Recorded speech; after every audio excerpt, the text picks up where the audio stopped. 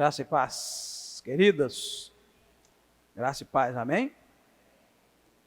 Que bom, né, irmãos, que nós podemos estudar a Bíblia com cuidado, com carinho, né? Vamos ler o nosso capítulo de hoje. Hoje nós vamos estudar o capítulo 8 de 2 Reis, que nós vamos ver a mulher sunamita recuperando seus bens, e vamos ver 2 reis de Judá, rei Jeorão e Acasias. Vamos orar?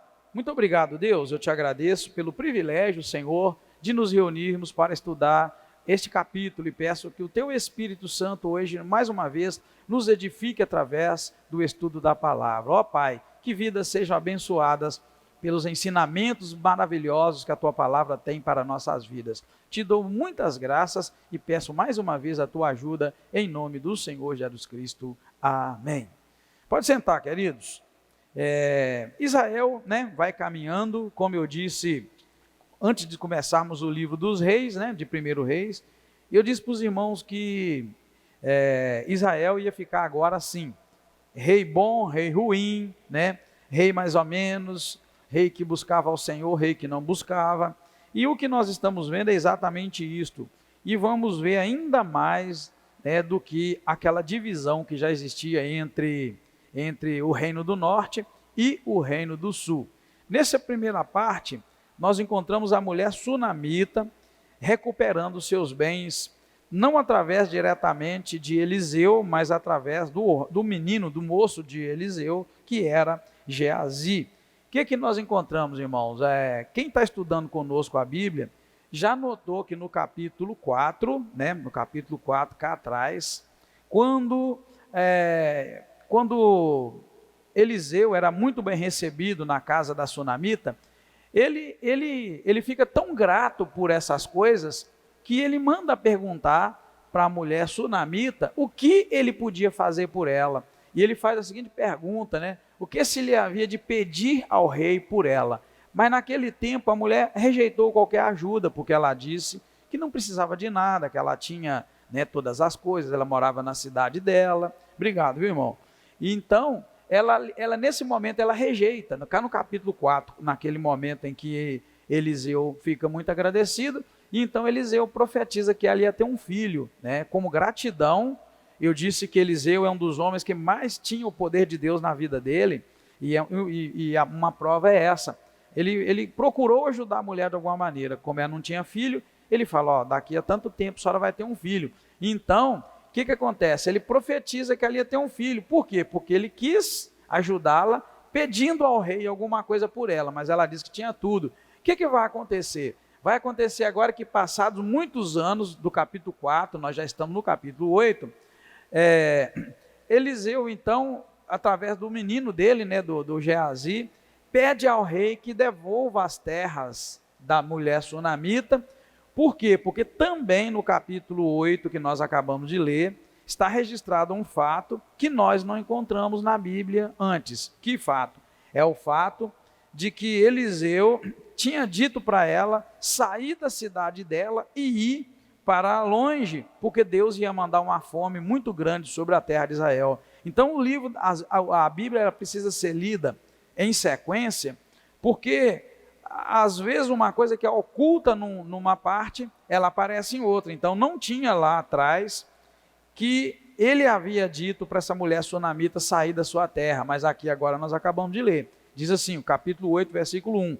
Eliseu havia dito à mulher, cujo filho ele havia ressuscitado, levanta-te, vai tu e a tua família e mora onde puderes, porque o Senhor decretou a fome, a qual virá à terra por 7 anos. Então é um fato que não está registrado lá, mas está registrado aqui, né, para a gente saber.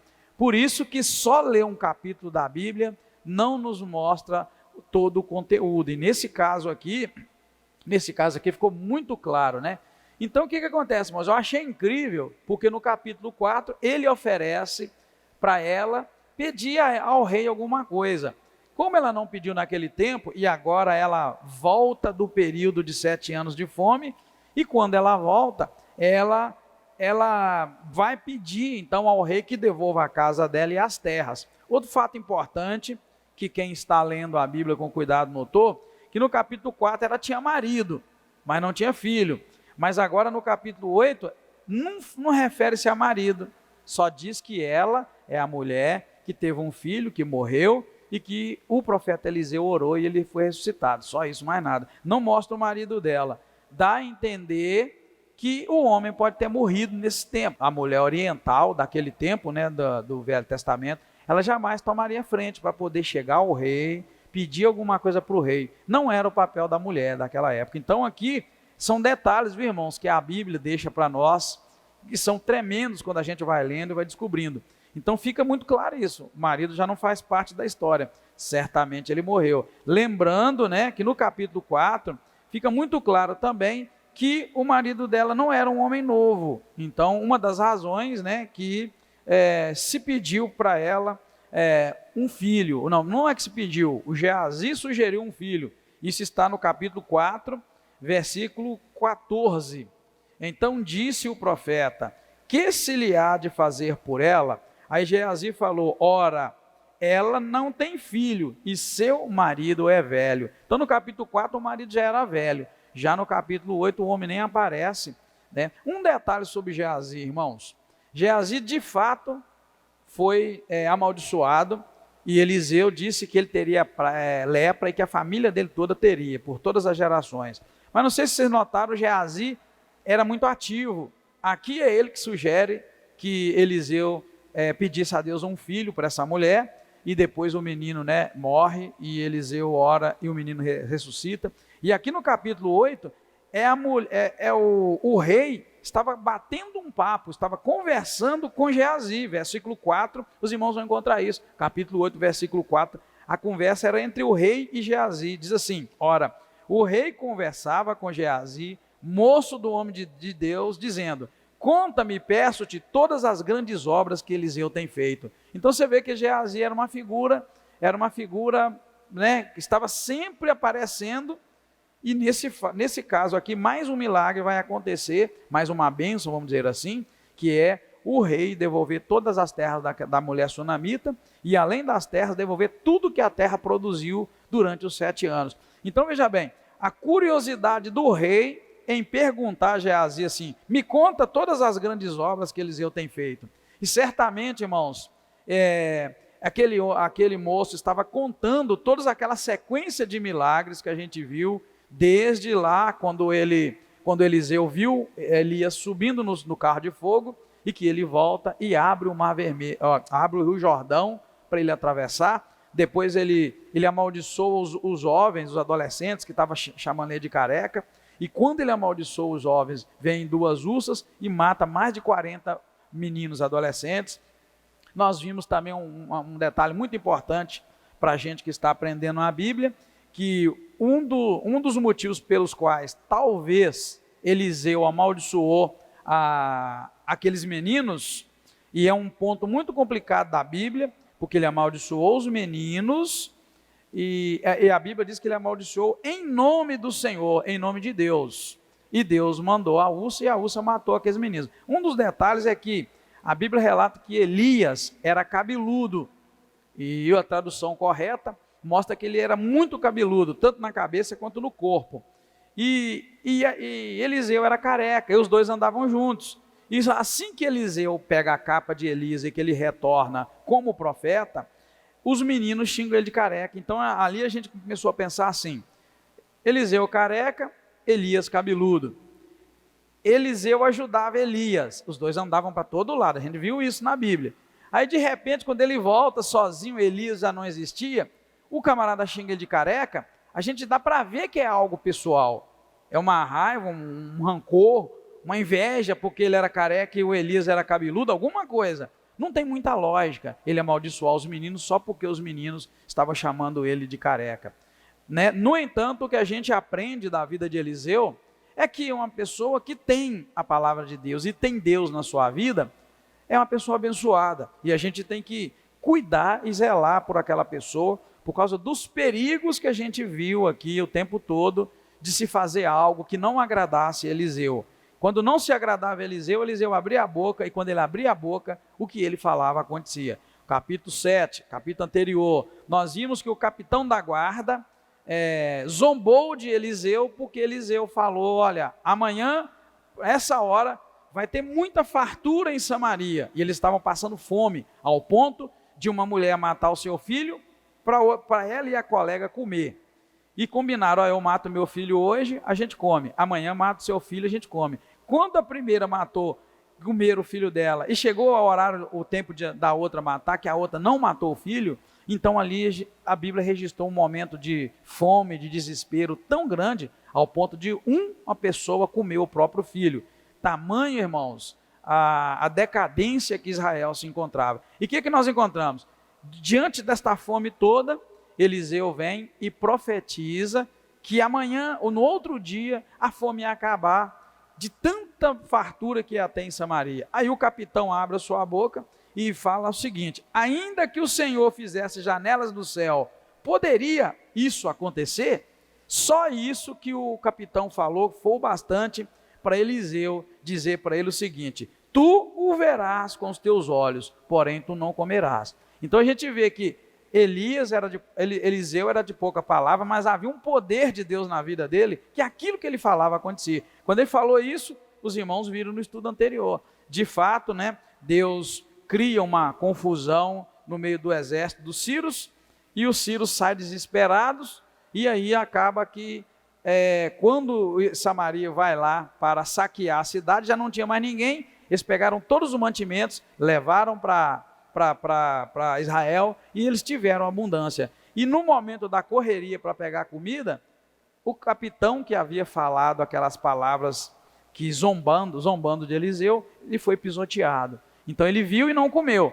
Tudo isso mostrando para nós, irmãos, que Eliseu era um homem muito usado por Deus, ainda que dessa maneira complicada, que ele abria a boca e Deus honrava o que ele fazia. A gente aprende que, na verdade, dentro da vida de Eliseu, que é um homem cheio do poder de Deus, e quem pisasse no calo de Eliseu, Deus é que tomava a briga, que tomava aquela, eu não sei como é que é a palavra certa que a gente faz, tomava as dores, era como se Deus tomasse as dores de Eliseu. E eu aprendo que Deus é assim comigo e com você também, as pessoas quando nos maltratam, a gente não tem que pagar o mal com o mal, a gente tem que tratar o outro bem, porque quem tem que julgar, vingar, fazer alguma coisa é Deus.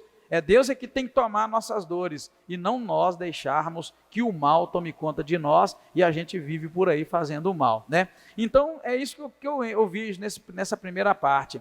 Ele oferece no capítulo 4, interceder ao rei por ela rejeita. Mas no momento em que acaba a fome, que ela volta para requerer suas terras, dessa vez, o menino, o Geazi, outra vez o moço de Eliseu, abre a boca e conta para o rei: olha, rei, entre as coisas maravilhosas que Eliseu fez, foi ressuscitar o filho de uma mulher. Aí de repente a mulher chega, aqui está dizendo assim no versículo 5, a mulher chega e ele vai, o moço mostra: é essa a mulher, rei, que eu estava falando, que o filho dela ressuscitou. Então no mesmo momento o rei manda que se entregue tudo que era dela, que devolva tudo o que era dela, e também a produção, todos os produtos que ela havia feito. Logo em seguida, o que nós vamos encontrar? Nós vamos encontrar Eliseu agora vai entrar em cena, e ele vai profetizar a cura e a morte do rei da Síria, conversando, e a Bíblia não menciona sobre lepra. O que acontece? Na verdade, a Bíblia não foi escrita numa ordem cronológica. Nada na Bíblia, do Velho Testamento principalmente, tem ordem cronológica. Por exemplo, o livro mais antigo que os estudiosos descobriram na Bíblia é o livro de Jó. O livro de Jó mais antigo. No entanto, o livro de Jó não está lá cá atrás, ele está no meizinho ali e tal, antes dos Salmos. Então a Bíblia não tem uma escrita cronológica. E o que nós estamos vendo, na verdade, são os fatos anteriores contados em detalhes. É por isso que aqui no capítulo 8, por exemplo, apareceu o fato que Eliseu mandou a sunamita sair daquela terra porque ia ter fome. Só que nós não vimos isso lá, não acontecendo, ninguém viu nada. Então, de fato, não é em ordem cronológica. Então nós vamos ver aqui Ben-Hadad, sendo que Ben-Hadad já estava lá atrás, né? Há também uma confusão, os irmãos que estão lendo a Bíblia e que querem aprender a Bíblia para poder ensinar a Bíblia, é onde tem que ter muito cuidado. Nós vamos ver nesse capítulo agora, eu até coloquei ali, que Israel era um povo só, um reino unido. Davi reinou, Saul reinou, depois Davi, depois Salomão, era um reino só. Só que logo depois de Salomão, Israel, que era um reino só, foi dividido em reino do norte e reino do sul. Duas tribos no sul, Benjamim e Judá, e o norte com as outras 10. O que vai acontecer nesse capítulo que nós estamos lendo hoje? Vai ter uma outra divisão cá no sul. Judá vai dividir em 2. Então vai ser um povo só agora, com 3 reinos. Reino do norte e o reino do sul agora dividido, porque os edomitas, eles vão se tornar independentes de Judá, e a Bíblia relata que até os dias de hoje, né, até os dias que foi escrito aqui, eles estão divididos, tá bem? Então é muito complicado, se a gente não prestar muita atenção e bem devagarinho, a gente vai ficar meio confuso. Assim como a formação do povo judeu, o que nós estamos vendo aqui é a formação de uma nação, de um povo que agora voltou para a terra. É muito confuso, por quê? Porque na verdade, o povo judeu, o judaísmo, nasce de um compromisso de Deus com 3 homens, com Abraão, com Isaac e com Jacó. Porém, o pai deles é Abraão, um pai só. Só que nós vamos ver que quando Jacó tem seus filhos, a gente vai ver que vai haver ali uma divisão muito grande de religiões dentro de uma nação só. Ismael vai criar o que hoje é o islamismo, o povo árabe, que é filho também da linhagem de Abraão, porém não tem nada a ver com o judaísmo, não tem nada a ver com a fé que chegou até nós. Então, se a gente não for com muito cuidado, né, a gente pensa assim, todo mundo é judeu. Não é todo mundo que é judeu, não. Judeu, né, são aqueles que seguiram a linha da bênção de Deus, Abraão, Isaac e Jacó, e que servem a Deus. Já os filhos de Ismael, que formou o povo árabe, é esse povo que a gente vê aí, ó. Não todos, é claro, mas essa linhagem de muçulmano aí que sai matando todo mundo, é tudo filho de cá, de Abraão, de Isaac e de Jacó. Porém, fizeram essa divisão. Enquanto o judaísmo crê no Deus Todo-Poderoso, Criador do céu e da terra, né, e segue a linha da Bíblia e da Torá, o outro lado, que são os ismaelitas, que é o povo árabe, crê também no mesmo Deus, porém eles deram outro nome para Deus. Vamos lá, vamos ver quem lembra, já que é estudo. O Deus do judaísmo é o Deus que a gente serve, Deus de Abraão, Deus de Isaac, Deus de Jacó e tal, cujo nome não se pronuncia, né, mas tem nome, né, nosso Deus tem nome, mais traduzido como o Eterno. Vamos lá, lembra aí, quem é o Deus já dos outros filhos, né, de Abraão, de Isaac, de Jacó, que são os ismaelitas, que é o povo árabe, que é o islamismo? Como é que eles chamam Deus lá? Quem lembra? Alá. E em tese é o mesmo Deus. É o mesmo Deus em tese. Então, o mesmo Deus é o nosso Deus do cristianismo, o Deus do judaísmo, e Alá, em tese.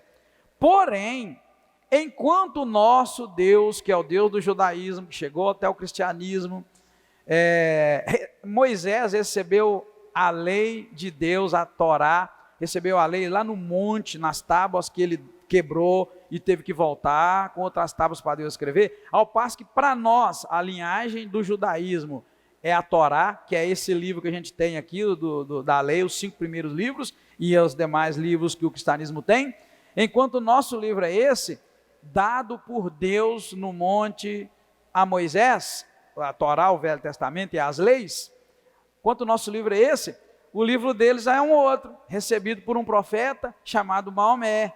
Ele recebeu um livro que chama o Corão. Então, e como é que pode? Tudo dentro do mesmo pai, Abraão, Isaac e Jacó. É para a gente, irmãos, localizar aonde nós estamos caminhando, né? Nós estamos chegando. E os irmãos entenderem que não é a mesma fé, não é a mesma ordem, é um povo diferente, mesmo sendo filho, né?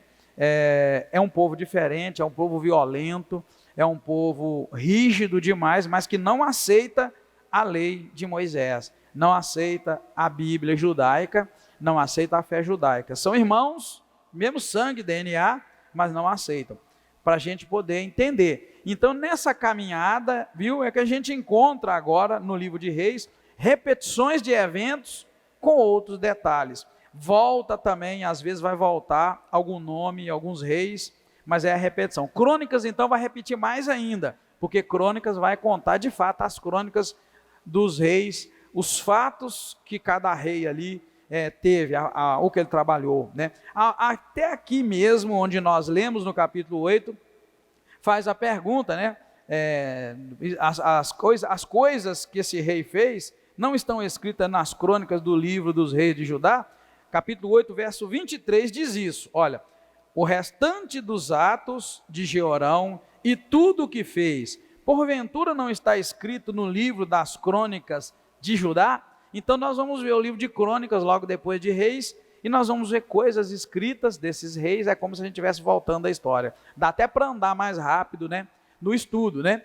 Então, seguindo aqui, queridos, nós vamos ver o quê? Mais uma divisão no reino de um povo chamado, né, Israel. Por quê? Porque durante o reinado de Jeorão, veja que Jeorão, né, é rei de Judá. Olha bem, verso 16. No 5º ano de Jorão, filho de Acabe, rei de Israel, ou seja, estava no 5º ano do rei de Israel, reino do norte, reinando ainda Josafá em Judá, cá embaixo, começou a reinar Jeorão, filho de Josafá, rei de Judá. Ou seja, enquanto Josafá reinava cá embaixo, no sul, o filho dele começou a reinar, que é Jeorão. Josafá foi um bom rei. Lá no livro de Crônicas nós vamos ver muitas ações de Josafá. Porém, né, o rei de Judá, o rei Jeorão, não é um rei bom. E é durante este reinado de Jeorão que os edomitas vão se revoltar contra Judá e vão constituir para si um rei. Então vai ser o reino que já era dividido, sendo dividido mais uma vez, né? Vai dizer para nós assim, que ele andou nos caminhos dos reis de Israel, como também fez a família de Acabe, ou seja, foi um rei mau, né? Jeorão foi um rei mau, e Acasias, que vai reinar no lugar dele lá na frente, também será um rei mau. Então nós vamos ver agora uma sequência de reis maus, até chegar em reis péssimos, e aí o povo de Israel fica totalmente disperso. O povo de Israel só vai se juntar na nossa era, o povo de Israel só vai começar a se juntar agora na nossa era, por ocasião da formação do Estado de Israel, é que o povo começa, né, a se organizar, e hoje é um país, né? Hoje é um país reconhecido pela ONU, essa é a verdade. Então, os edomitas aqui vão dividir o reino, eles vão ficar com tanta revolta, né, que eles vão dividir o reino. Diz o verso 20, nos seus dias, ou seja, nos dias de Jeorão, os edomitas se revoltaram contra o domínio de Judá e levantaram para si um rei. Então, há mais uma divisão, né, como se já não bastasse, né? E aí, logo após o Jeorão, que era o rei, no tempo em que Judá divide, né, o reino é dividido, após ele, Acasias vai reinar em seu lugar. E ele também vai fazer o que era mal aos olhos do Senhor, trazendo condenação sobre os filhos de Israel, né? O rei é muito importante na condução da sua nação. O presidente é muito importante na condução da nação, né?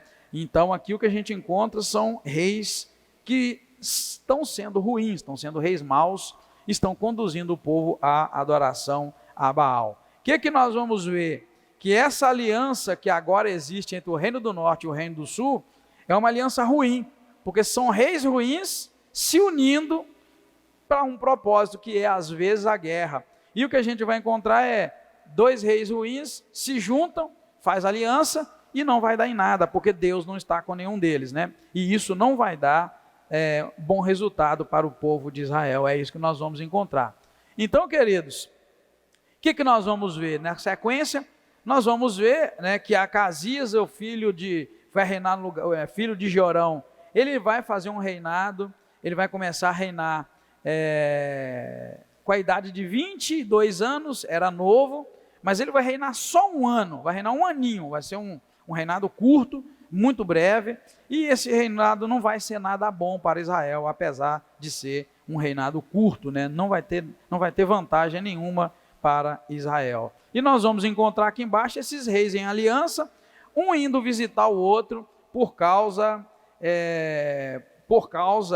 de que Jorão, filho de Acabe, tá vendo, verso 20, ele foi a Ramote Gileade na batalha contra Azael, rei da Síria, e os sírios feriram Jorão nessa batalha.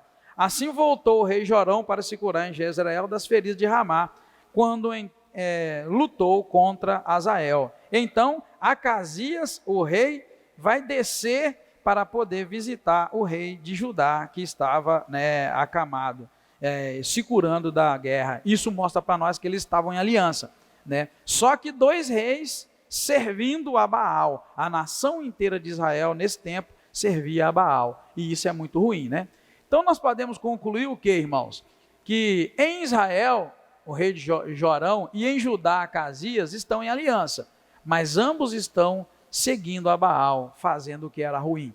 Aí eu faço a pergunta: o que se pode esperar da aliança de dois reis que estão em pecado, né? O que se pode esperar da aliança de dois reis que estão adorando Baal, no caso? Bem, o que nós encontramos é uma palavra no verso 19, que diz que se não fosse o compromisso que Deus tinha com Davi lá atrás, eu até perdi a conta dos reis que Israel já teve, mas vamos lá. Verso 19 diz assim: o Senhor, porém, não, vamos ler o 18. Andou no caminho dos reis de Israel, o rei de Judá, como também fizeram os da família de Acabe, porque tinha por mulher a filha de Acabe. Fez o que era mal aos olhos do Senhor. Quer dizer que o rei de Israel e o rei de Judá estavam fazendo o que era mal aos olhos do Senhor. Verso 19. O Senhor, porém, não quis destruir Judá por amor de Davi, teu seu servo, porque havia prometido a Davi dar-lhe para sempre um descendente entre seus filhos. Está vendo? Eles estavam numa aliança, reino Israel e Judá. E essa aliança não dava fruto, mas estavam vivendo tamanho pecado, né, que o povo de Edom vai até dividir lá embaixo em Judá. E aqui diz que Deus não destruiu Judá, porque ele tinha prometido a Davi que, olha, eu vou manter sua lâmpada acesa, sempre vai ter um filho seu para reinar. Então ele não destruiu Judá por isso. E aí eu vejo, vamos lá então, primeiro rei de Israel, ungido por Deus, foi Saul, né? Segundo rei foi Davi. Já passou Salomão, já passou um punhado de rei. Eu tenho a lista lá no quadro que eu trago para os irmãos, só que hoje eu não trouxe. Então veja bem, já se passaram vários reis, e agora chegou num ponto em que Deus queria destruir Judá, mas ele falou: eu não vou destruir, porque eu prometi para Davi que eu não ia fazer isso, que ia ter sempre um filho dele, né, que ia reinar. Agora, irmãos, para nós que somos da escola bíblica dominical, que estudamos, vamos ver, o que eu estou trazendo para os irmãos nesse capítulo? Que o reino de Israel, o país estava dividido, reino do norte, que eram as 10 tribos, que a Bíblia chama de Israel, e o reino do sul, que eram 2 tribos, que era Benjamim e a tribo de Judá. E cá embaixo, nessa tribo de Judá, agora houve um racha no capítulo 8, que os edomitas saíram. Então veja bem, o reino dividido, 10 tribos, mais 2, e cá embaixo um povo saiu. Aí a Bíblia vem e diz para nós aqui no verso 19, por amor a Davi, Deus agora não queimou, não acabou com a parte de baixo toda que é de Judá, porque ele havia prometido, Deus havia prometido a Judá, né, a Davi, que nunca ia deixar acabar o seu reinado, sempre ia ter um para reinar. Aí eu vou fazer uma pergunta de escolinha: por que Deus tinha esse compromisso tão grande com Davi, que reinava cá embaixo em Judá, nas 2 tribos, depois que tudo foi rachado, Israel foi rachado? Por que o compromisso de Deus prometeu: Davi, eu nunca vou deixar você sem ter um descendente reinando? Para e pensa. Por que Deus fez isso? Nunca vai poder apagar. Lá em cima, nas 10 tribos, pode acabar tudo, mas aqui embaixo, eu nunca vou deixar você, Davi, sem um descendente para reinar.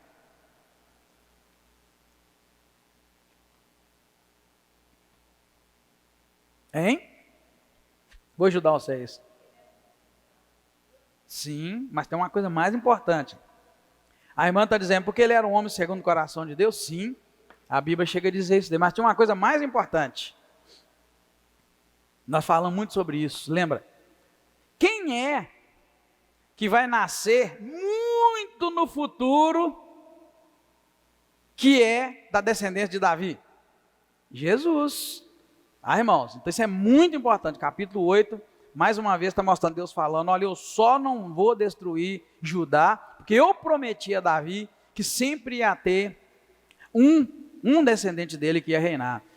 Deus chega a dizer que o trono de Davi seria eterno. Por que eterno? Porque nasceria de Davi, da tribo de Judá que é a de baixo. Às vezes que a Bíblia nunca contradiz, irmão. Então nós estamos estudando muita história e geografia nesses dias. Então a Bíblia nunca erra e Deus sempre faz as coisas pensando no futuro. Nós estamos falando aqui de 800, 900 anos antes de Cristo nascer, até mais de 1000 na cronologia da história. E Deus falando com Davi, olha, eu não vou deixar nunca o teu trono sem um descendente. Isso tudo que está acontecendo, irmãos, olha, depois de Davi, o terceiro rei de Israel foi o filho dele, Salomão, e aí foi vindo, sempre tendo um rei. Mesmo quando chegamos aqui agora, no capítulo 8, que mostra para nós que o rei de Judá, de onde nasceria Jesus no futuro, o reino de Judá estava em aliança com o reino do sul, que só vivia em pecado. Os dois em pecado, Deus falou, eu não vou destruir Judá, só porque eu prometi para Davi que não ia deixar de ter um.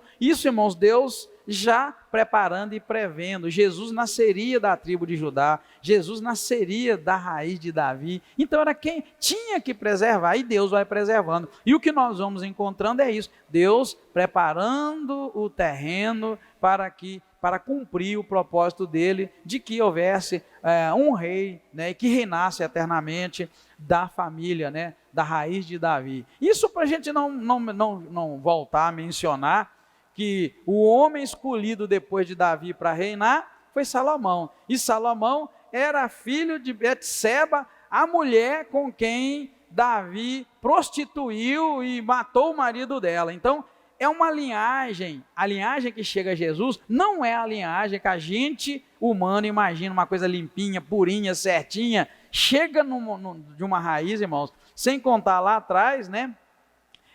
Gente, me fugiu o nome lá daquela prostituta, Raabe, que também vai dar a geração de Davi. Então, a geração de Jesus passa por Raabe, a prostituta, passa agora por Salomão, que nasce de Betseba, a mulher com quem Davi adulterou, e vai fazendo esse caminho, irmãos, para chegar em Jesus Cristo Santo, né? Puro, o Filho de Deus. Isso para mostrar para nós que a gente às vezes julga as pessoas pela família, a gente julga as pessoas pelos antepassados, mas a gente não pode fazer isso. Por quê? Porque na verdade, se for olhar os antepassados de Jesus, passa por essas coisas, sem contar Judá, aquela história de Judá e Tamar, e um punhado de coisas que você olha assim e fala, meu Deus, é daí que veio Jesus? Isso é para a gente nunca, irmãos, olhar as pessoas pelo passado que a família tem. Talvez a minha família, a sua, a nossa família pode ter um passado podre, né? Se a gente for me futucar para trás lá assim, a gente pode encontrar coisa podre demais. Eu tô,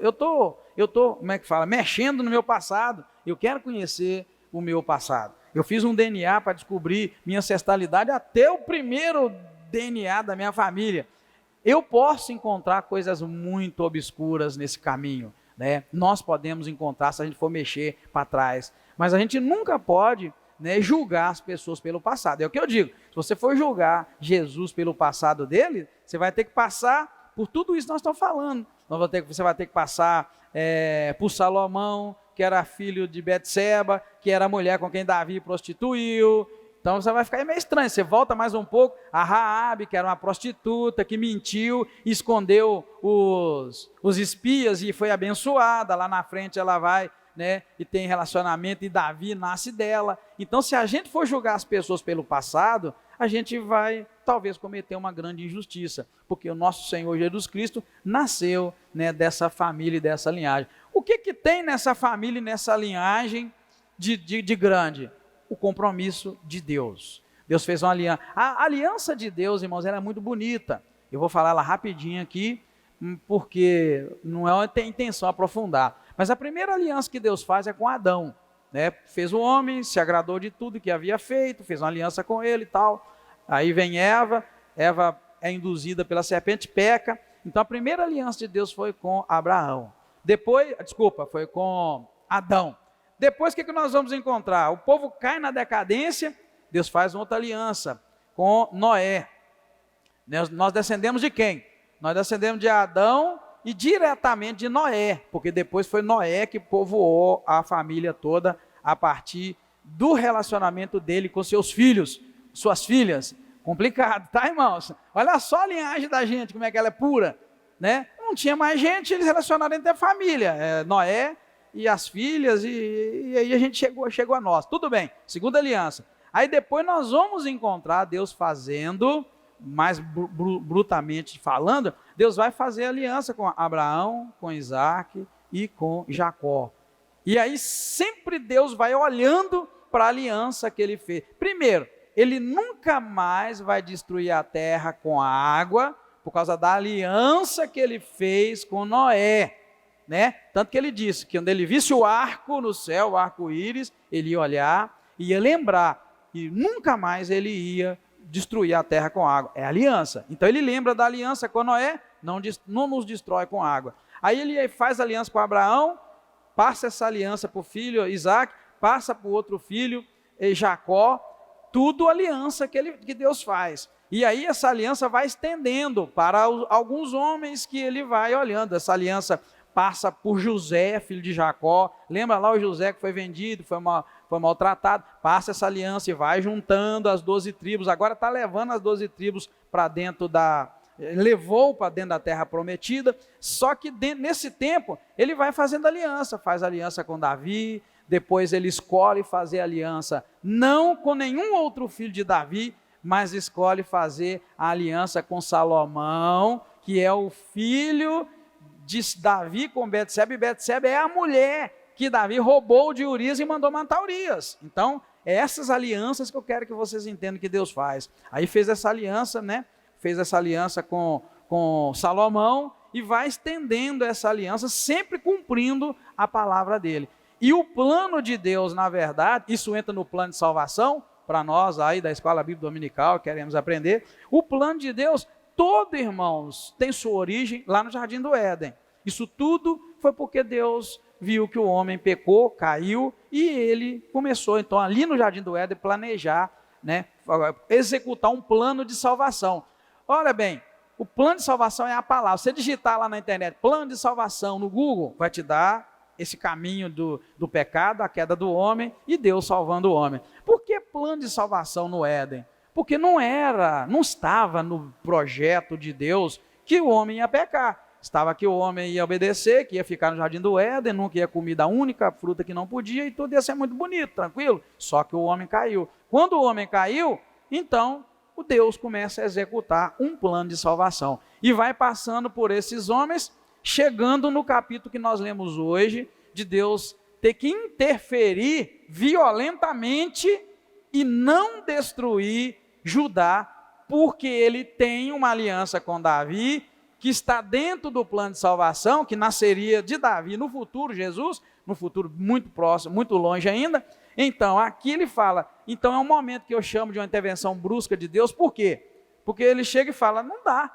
Em outras palavras é isso, eu estou falando com as minhas palavras, Deus chega e fala, não dá, eu não vou poder destruir Judá, ainda que Judá está enterrado no pecado, em aliança, né, com os adoradores de Baal, que nós vimos nos versículos 16, 17, 18, Deus fala, não vou poder destruir agora, porque eu tenho um compromisso com Davi, de fazer, ter sempre um descendente dele, e Deus não vai fazer isso. O que Deus vai fazer, e nós vamos ver pouco para frente, quando nós estamos estudando a Bíblia, é que o povo de Israel vai literalmente dispersar, vai ser escravo outra vez na Babilônia, porque já foi escravo no Egito, dessa vez vai ser na Babilônia, e Deus vai, massacrando o povo dele, vai machucando, e vai, enfim, executando o plano dele, sempre, sempre, sempre, pela graça e misericórdia de Deus, tá? Se algum de nós hoje, então vamos lá, vamos pular desse momento aqui, que Jesus ainda nem nasceu, mas Deus não vai destruir Judá por isso, Vamos pular para os dias de hoje. Se o Senhor hoje fosse executar o plano dele dentro do relógio de Deus,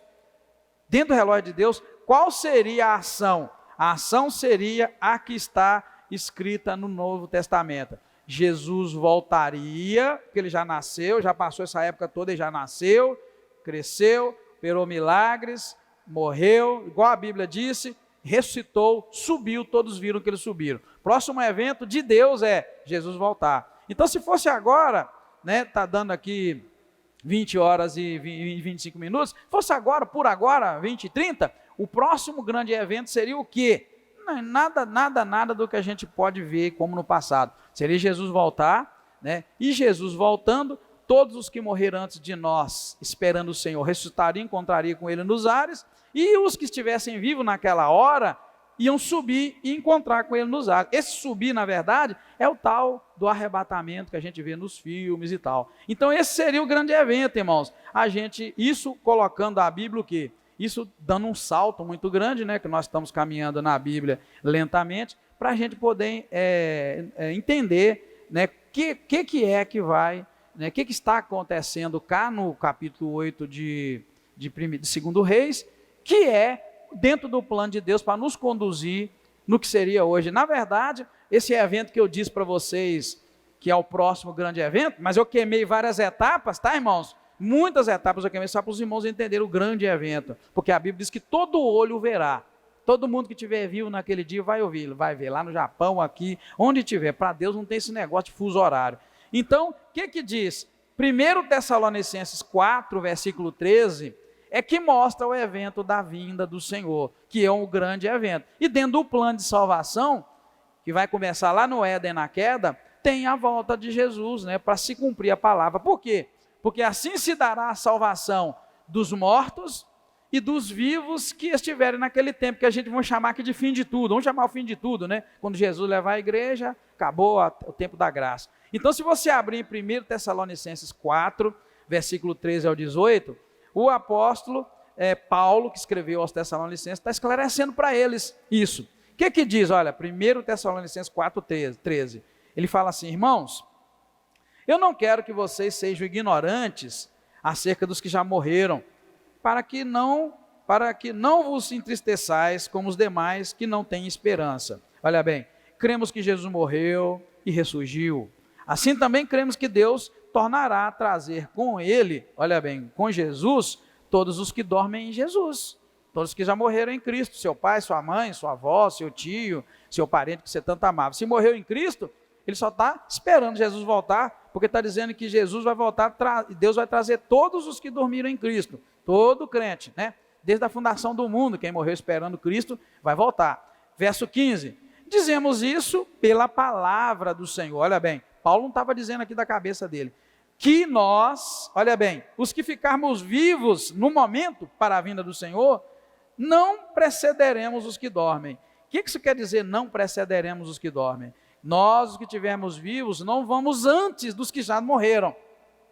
Desde Adão, mesmo sem Jesus, sem ter aquele plano de salvação tão claro, os que morreram esperando Jesus, eles vão primeiro encontrar com Jesus nos ares. Vai dizendo, verso 16 vai falar mais claro ainda, olha: pois o mesmo Senhor descerá do céu com grande brado, a voz do arcanjo, ao som da trombeta de Deus, e os que morreram em Cristo, olha que lindo, ressurgirão primeiro.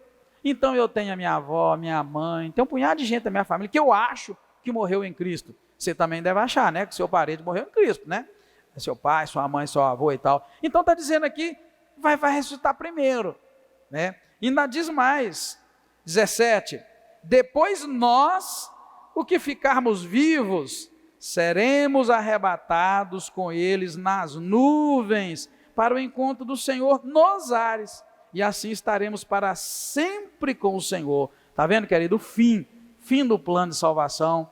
O Paulo descreve ele muito bem. A cena é simples, eu consigo imaginar tranquilo. Nós estamos aqui agora, se fosse o caso, Jesus desceria ao som da trombeta de Deus, do arcanjo, algo estrondoso, a terra vai estremecer. Eu te garanto, que imagina você ter essa visão, olho nu, vendo isso acontecendo, o mundo todo vendo. Então, quer dizer, seria isso: Jesus desce, não põe o pé na terra, fica lá em cima, Tudo que morreu antes crendo em Jesus, pum, ressuscita e vai encontrar com ele nos ares. Aí você deve ficar pensando assim, e aqueles que morreram estraçalhados, morreram queimados, como é que vai ficar? Querido, não importa, está dizendo que vai acontecer, vai subir. E aí, quando eles estiverem lá, aí sim, os que estiverem vivos naquele momento, é o verso 17, nós, porém, que ficarmos vivos, seremos arrebatados. Aí entra a cena do filme, o camarada é piloto, ele é arrebatado e o outro fica sozinho, está dirigindo um ônibus, um vai e tal, o ônibus fica desgovernado. É aquela cena horrível dos filmes que está dizendo aqui. Aí encontrou todo mundo lá, o que vai acontecer? O verso 17 diz, e assim estaremos para sempre com o Senhor. É essa que deve ser, irmãos, a mensagem mais pregada nas igrejas, deve ser essa, as mensagens mais faladas, mas não são, mas na verdade deveria ser. E o verso 18 termina assim, portanto, consolai-vos uns aos outros com essas palavras. Essa que é a palavra de consolo, né? É por isso que eu sempre falo, morreu alguém querido, querido, fica de luto pouco tempo, não fica muito tempo de luto, porque aqui essa palavra de 1 Tessalonicenses diz assim, consolai-vos uns aos outros com essa palavra. Qual palavra? Que todos que morreram em Cristo estão aguardando esse grande evento e nós vamos nos encontrar. E aqui está dizendo, e viveremos para sempre com o Senhor. Fim da era daqui na terra e vai ser na glória. É a realidade bíblica, é a realidade do plano de salvação, tá, irmãos? Então, tá? Tudo isso para os irmãos se localizarem no dia de hoje e demos um pulo no futuro de Tessalonicenses, que é o fim mesmo de tudo. Claro, irmãos, que haverá todo um processo antes de Mateus 24, sobre o princípio das dores, que eu disse domingo, que nós estamos, na verdade, no princípio do princípio das dores, ou seja, nós estamos caminhando para o princípio das dores. Certamente, na hora das dores, Deus não vai deixar a gente ficar para ver, tá? Por isso que eu falei que eu queimei a etapa. Se nós estivéssemos em pleno princípio das dores, eu tenho certeza que Deus ia tirar os salvos dessa terra, ia morrer, que eu quero dizer. Talvez Deus arrebatasse um ao outro, como fez com Enoque, como ele fez com Elias. Mas se chegasse o princípio da dor, Deus ia nos tirar, irmãos, seja por morte ou não. Seria assim, Deus não ia deixar a gente sofrer aquelas dores. Mas teria aquele tempo todo de dores e tal, para aí Jesus voltar e aquela cena acontecer. Quando eu te convidei para a gente imaginar que fosse agora, eu disse que a gente queimou etapa. Queimou etapa porque para poder ficar uma coisa de mais entendimento. Então, quando você lê verso 19, Deus não destrói Judá por causa do compromisso com Davi, é o plano de Deus de que de Davi tinha que ter sempre um rei, alguém para poder cá na frente Jesus nascer, da raiz de Davi, da geração de Davi, né, de Judá. Amém, queridos? Deus abençoe a sua vida, em nome do Senhor Jesus Cristo, e te dê muitas experiências na Bíblia Sagrada. Semana que vem nós vamos continuar no capítulo 9, e aí mais ensinamentos como esse nós vamos ter, porque é sempre assim, nossos olhos, né, são abertos e a gente começa a ver dentro da Bíblia uma sequência tremenda, amém? Oremos, irmãos. Muito obrigado, Deus, bendito é o teu nome, nós te agradecemos e te bendizemos imensamente, e que o ensinamento da tua palavra sirva para nossa edificação, e que o Senhor nos dê a oportunidade de aplicar e de ensinar o que aprendemos, ó Deus, que seja para nós a edificação e edificação daqueles que nos rodeiam. Mais uma vez, te agradeço e peço a aplicação da tua palavra em nossa vida. Obrigado, eu te agradeço por tudo, em nome do Senhor Jesus Cristo. Amém. Deus abençoe, queridos. Vão na graça de Deus e nós estaremos juntos no final de semana, se Deus quiser. Deus abençoe.